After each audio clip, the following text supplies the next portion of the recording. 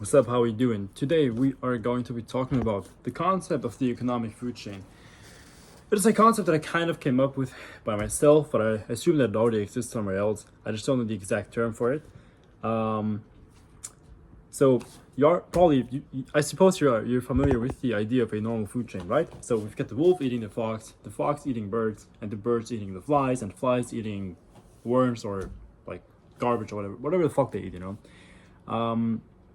And we are apex predators, like we're on top of the food chain right now because our intelligence paired with our tool-friendly abled bodies are just OP as fuck in nature. But besides like dietary guidelines such as eating animals that are as low as possible in the food chain, we don't really have like we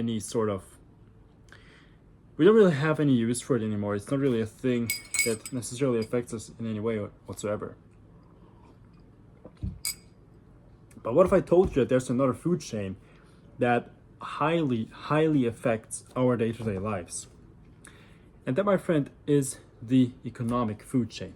Before we go any further, let me introduce myself to you real quick. My name is Aziz, and my goal here with this channel is to make a warrior out of you in modern times. I want you to be as strong, as educated, and as capable as you can be. And if you're interested in that, just hit the subscribe button down below, and let's further dive into it. So first and foremost, we have a thing called the cash flow quadrant, which is a concept highlighted by Robert Kiyosaki. He's the guy who wrote the book Rich Dad Poor Dad. You're probably familiar with that book already.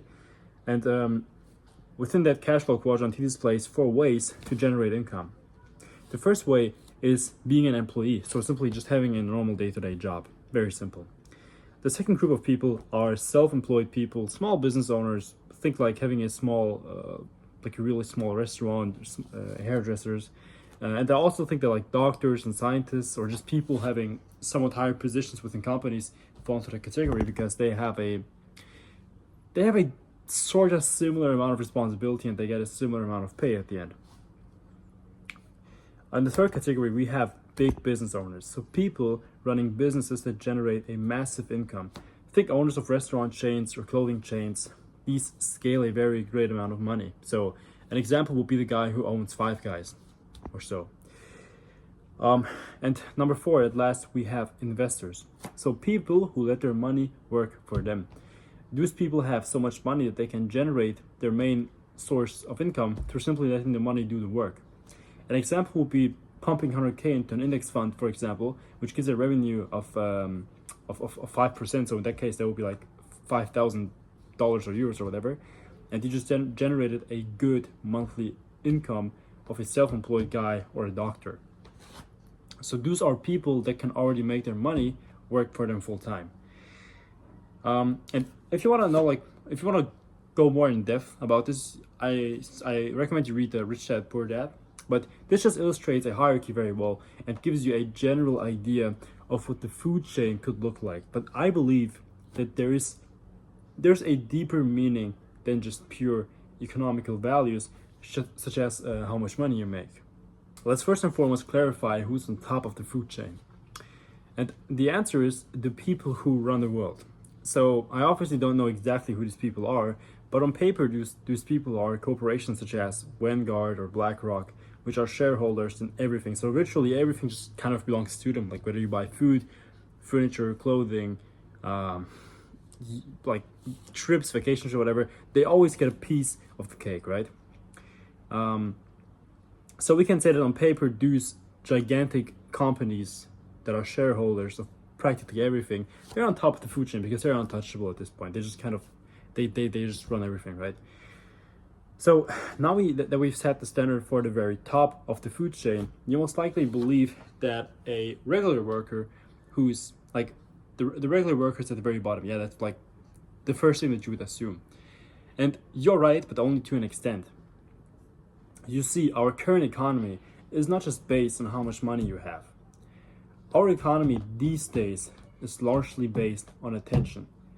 So the way you spend your attention largely determines your position on the food chain.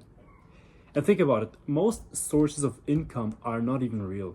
So Instagram, for example, is a company so large that you cannot unimagine Instagram. You can't really imagine a world right now. Like if I were to tell you that Instagram is just not going to exist anymore tomorrow, you'd be looking at me like, what that's impossible, right? But what exactly does Instagram do? Like, what do you get out of it? And it's nothing really. You don't really get any physically manifested things. They don't produce tools. You're not gonna get any foods, any clothing out of it. Instagram simply farms attention and thus sells the attention to companies by them buying paid ads.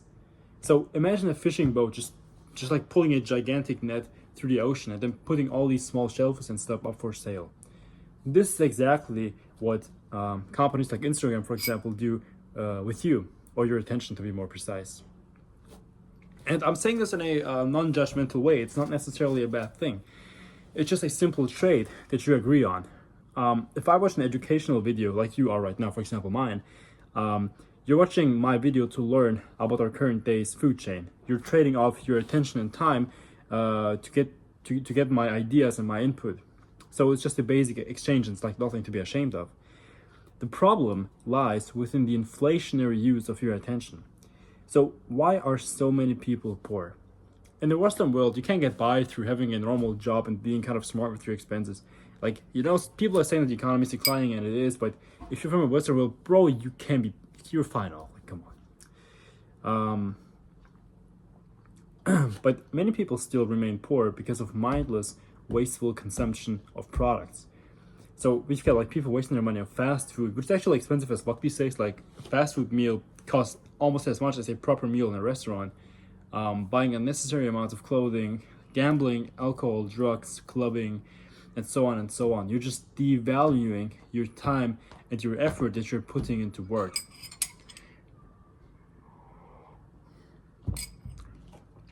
And the exact same thing goes for your attention.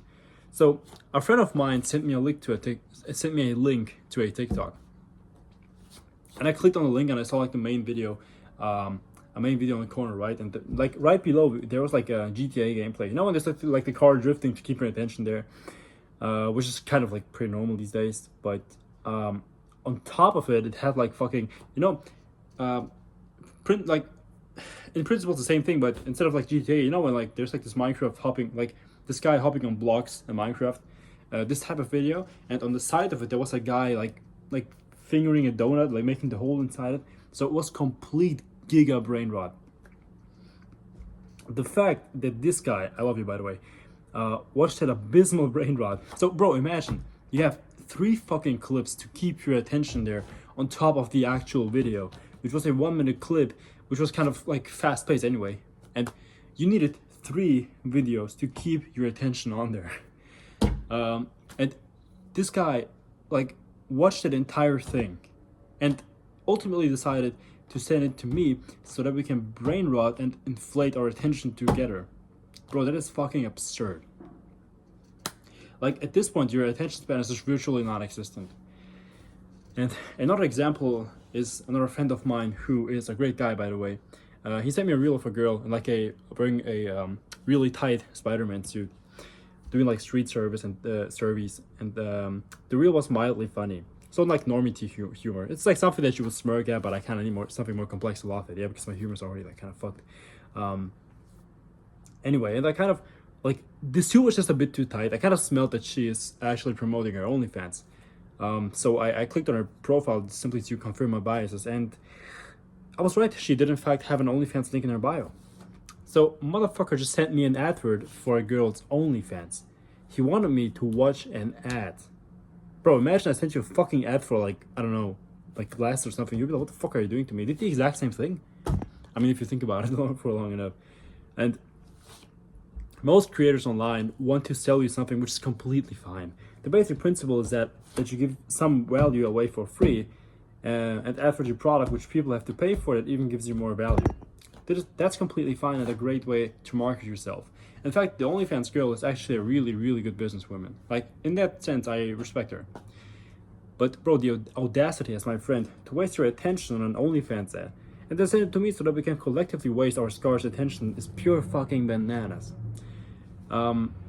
the lowest member of our current economic food chain is not the one with the least amount of money, but the one who consumes the most. So think of it this way. Every brain rotten TikTok or reel that you watch just puts you lower on the hierarchy. Now, watching some fun Instagram reels while you're like in the doctor's waiting room or something, it's like one thing, right? It's fine. And in fact, you should actually be consuming content because life is pretty much at its core just the mechanics of a breath. You inspire and you expire. You consume content and ideally produce in return. Like, this goes for everything in life. This also goes for, think about like eating food. What happens when you eat food? Like, you eat food in order to have fuel for your work, for school, for training, whatever. So you eat something, you consume, and then you produce results in return. If you have done any mindful work for a longer time period, your brain sometimes actually needs content to consume because you just emptied its tank. It's like the equivalent of craving a gigantic meal after a 2-hour workout, and you'll actually feel a sense of hunger for content consumption. It doesn't necessarily have to be like reels or videos, but it can also be simply reading a book or watching a movie, things of that nature. You just want to consume, and that is a completely normal and natural thing. But consumption still has to be controlled. How much time you spend consuming and how much time you spend producing kind of determines how high you rank on the food chain. A practical example of that would be, let's say we have guy A and guy B. Both of these watch a YouTube fitness video on how to build a bigger chest, and both of them finish watching the video. And guy A decides to simply go to the gym right after and actually applies what he just learned in YouTube. So he kind of like had to take a step back, let's say, and watch the video, which ranked him lower in the hierarchy, right? But then he actually went in there and produced results, which gave him so he went one step back watching the video, and then he went to lift weights, which made him 3 steps ahead. You get the idea. Guy B, on the other hand, simply keeps watching YouTube fitness and slowly goes down a rabbit hole of like brain rot drama content. Like, while A consumed the video and immediately went to produce results, B just kept consuming and consuming progressively worse content. Because you can only keep watching educational content for so long until your brain shuts off. And A just made progress, while B remained a low-level consumer and in fact just degraded his own status even more. So the key thing here is that you always consume quality. The same thing that goes for your diet also goes for media that you consume. You have to consume quality shit, like, in order to produce quality shit yourself. And here's the thing, some people I actually believe that the attention is more important than money. Because think about it, money is not real. So the only reason why money has value is because we humans decided that it has value. Like, the value is made up. And the value can be, like, your money could lose all its value tomorrow. I mean, think about 100 years back in Germany when there was that like hyperinflation going on and people had trillions of euros, or no, what's the English term for it? So they're like trillions of coins. Let's just use the term coins, but I have no fucking idea. So they had trillions of coins, right, at home, and they could barely afford like a couple potatoes with it. This thing is very possible with your money because your money has no set value. Food, for example, has set value, or like this piece of glass, for example. This piece of glass, it's a utility. It's a tool. I can use it to drink, right? Or my PC, for example, when I'm reading my script off, it has value because it enables me to do great things. My attention has value as well because if I pay attention to something, that something is going to lead me somewhere. So if I have your attention, I'm essentially selling myself to you, or rather, I'm buying you in a sense. You get the idea. But money only has so much value, right? Like, let's say you give me $50, and I say for $50 I am going to I'm gonna paint your entire house. But then the next day you give me $50 again. I'm telling you that I'm only going to paint one room. I just decreased the value of your money, or well, increased the value of my time, but they both go hand in hand anyway. But you can't do that with my attention. If I'm watching and listening to you, I can't really watch and listen to you in a sense more. I mean, technically, like, some dickhead's gonna argue, well, yeah, I can like really focus or not focus, but you get the idea. If I'm watching like Instagram reels, I'm watching Instagram reels. It's not like I can't devalue my attention. That's just impossible because attention has an inherent value and money does not. So you can practically see it this way. Imagine like a production and a consumption ratio. The more you consume and the less you produce, the lower you're going to be. I'm not saying that you should not consume anything. That's complete bullshit.